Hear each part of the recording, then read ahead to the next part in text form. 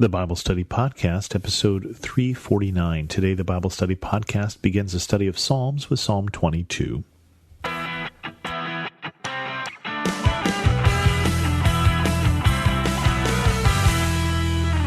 Welcome to the Bible Study Podcast. I'm your host, Chris Christensen. I mentioned last week that I thought we would start a study of the book of Psalms. We're not going to do every psalm, but we're going to do some highlights. And I want to start with some of the Psalms of David, including today, Psalm 22. If, by the way, you have a favorite psalm that you would like us to cover on a future episode, let me know, and we will try and get to that. Psalm 22 is not a happy psalm. Psalm 22 is the psalm that we believe that Jesus was quoting as he hung on the cross.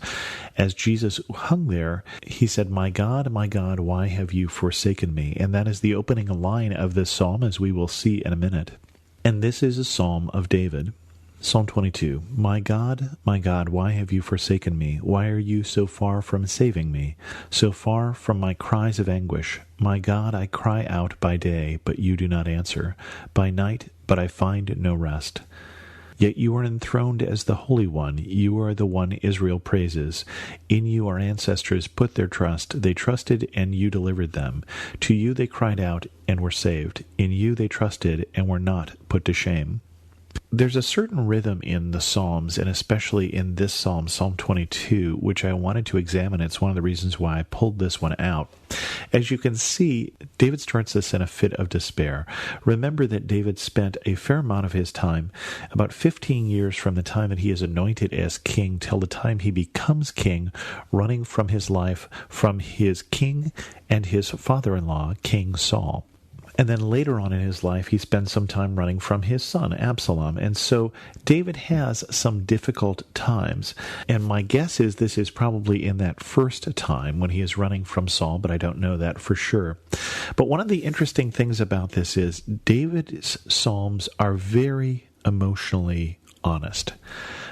Basically, he is saying at the beginning of this is, I feel abandoned. I have been praying for some time. I've been praying my heart out. I've been crying by day. I've been crying out by night, and you don't answer me. I feel that you have forgotten me. It is a very honest, emotional cry to God. So honest, as I said, that we believe Jesus quotes this from the cross. And while that is very interesting, and I do appreciate the emotional honesty of David, the other interesting thing about this psalm, and I think the thing that is instructional for us, is verses 3 through 5 here, where he says, but, and the but is implied here, but you are enthroned as the Holy One. But our ancestors put our trust in you, but to you they cried out and were saved. It's almost like there's two different things going on in this psalm. There is how I feel, and there is what I know to be true. And he spends some time going back and forth between the two things. I feel abandoned, but I know that you are enthroned and that you are God and that our ancestors put trust in you and they cried out to you and they were saved. I feel like you're not listening to me, but I know that can't be true because that is not who you are. And the instructional thing I think about that psalm for us is that we do have how we feel, but our faith should not be guided just by how I feel when I wake up today. Our faith should be guided by what we know to be true based on the witnesses of those who have come before us, based on what God has done previously in our lives. And that's why David's psalms so often start in despair and end in hope. Here is where I am, and yet I know this to be true. I know who you are. Let's continue on in verse 6. But I am a worm and not a man, scorned by everyone, despised by the people. All who see me mock me. They hurl insults, shake their heads. He trusts in the Lord, they say. Let the Lord rescue him. Let him deliver him, since he delights in him. Yet you brought me out of the womb. You made me trust in you, even at my mother's breast. From birth I was cast on you. From my mother's womb you have been my God. Again, this is how I feel, and yet this is what I know to be true. I feel like a worm. I feel like everybody is against me. I feel like they mock me because of my faith, because my faith looks ridiculous, because I have been trusting in you for years, and yet I'm still in this situation. But what I know to be true is that you have formed me, that you have always known me, that you made me trust in you. So the other thing we learn from David here is that what other people say about him, what other people say about his faith, is not as important to him as his knowledge and faith in God. That again is a fairly good lesson. Continuing on, do not be far from me, for trouble is near, and there is no one to help. Many bulls surround me, strong bulls of Bashan encircle me. Roaring lions, they tear their prey, open their mouths wide against me. I am poured out like water, and all my bones are out of joint. My heart has turned to wax, it is melted within me. My mouth is dried up like a potsherd. My tongue sticks to the roof of my mouth. You lay me in the dust of death. Dogs surround me, a pack of villains encircles me. They pierce my hands and my feet. All my bones are on display. People stare and gloat over me. They divide my clothes among them and cast lots for my garment. But you, Lord, do not be far from me. You are my strength. Come quickly to help me. Deliver me from the sword, my precious life from the power of the dogs. Rescue me from the mouth of the lions. Save me from the horns of the wild oxen. So again, the way I feel and yet what I know. The way I feel and yet what I'm asking for. So what I feel is surrounded. I feel outnumbered. I feel defeated. I feel used up. I feel exhausted. And yet what I know is that I can count on you, God. So don't be far from me, because you are my strength. Please come quickly and help me. This is the ask. And this is the reason that I bring this all up, is that I believe that you can help me, and I desire that you help me, and I ask that you will. And then a very unusual transition, considering where we started this.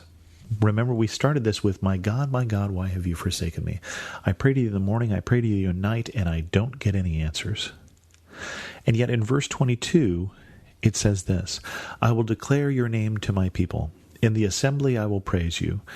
You who fear the Lord, praise him. All you descendants of Jacob, honor him. Revere him, all you descendants of Israel. For he has not despised or scorned the suffering or the afflicted one. He has not hidden his face from him, but he has listened to his cry for help. From you comes the theme of my praise in this great assembly. Before those who fear you, I will fulfill my vows. The poor will eat and be satisfied. Those who seek the Lord will praise him. May your hearts live forever.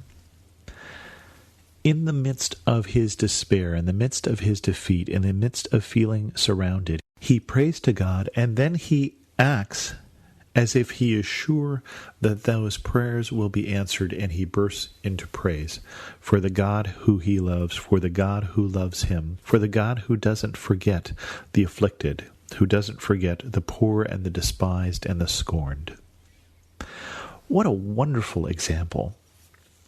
I would suggest that if you find yourself in depression, if you find yourself in difficult circumstances, that praying through some of David's Psalms might be a useful tool for you, because he also found himself, for very good reason, to be depressed, despised, scorned, surrounded, defeated, beaten.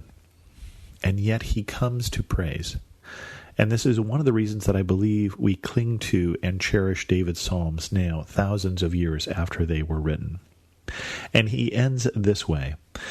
All the ends of the earth will remember and turn to the Lord, and all the families of the nations will bow down before him. For dominion belongs to the Lord, and he rules over the nations.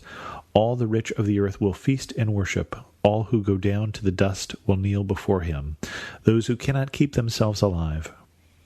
Posterity will serve him. Future generations will be told about the Lord. They will proclaim his righteousness, declaring to a people yet unborn, he has done it. This is the hope and the faith of David. This is the reason why when God looks at David, warts and all his faults, all his sins, he looks at David and says, this is a man after my own heart. David is someone who trusts in God, even on days when he wakes up and feels abandoned by God. With that, we're going to end this episode of the Bible Study Podcast. If you have any questions, feel free to send an email to host@thebiblestudypodcast.com or leave a comment on this episode at thebiblestudypodcast.com. You can also follow me on Twitter at Chris2X. And as always, thanks so much for listening.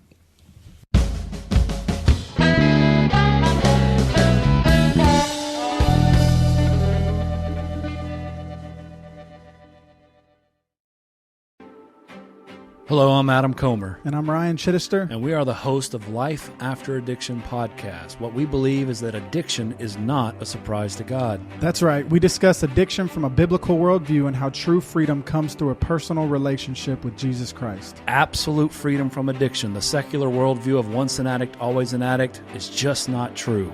If you or someone you loved struggles with addiction, subscribe to Life After Addiction at lifeaudio.com.